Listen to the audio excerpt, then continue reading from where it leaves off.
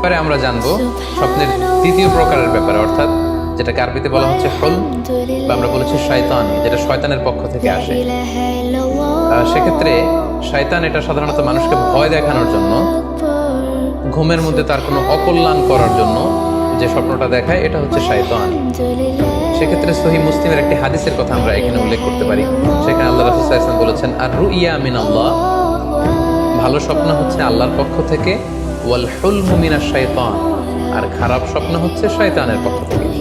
এখন কেউ যদি আমরা এই ভয়ঙ্কর স্বপ্ন রাতে দেখে ফেলি, যেটাকে আমরা নাইট মেয়ার বলি বা হরর ড্রিম বলি, ভয়ঙ্কর স্বপ্ন বা দুঃস্বপ্ন, যেটা দেখে আমরা খুব হাঁপিয়ে উঠি, আমাদের শ্বাস প্রশ্বাসের গতিবিধি বেড়ে যায়, আমরা খুব ভয় পাই, প্রচন্ড ভয়ে আমরা আটকে উঠি এবং ঘুম ভেঙে যায়।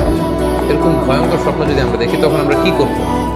এ ব্যাপারে কি ইসলামের কোনো দিক নির্দেশনা আছে? হ্যাঁ, অবশ্যই দিক নির্দেশনা আছে। সেক্ষেত্রে আমরা সহিহ মুসলিমের একটি হাদিস উল্লেখ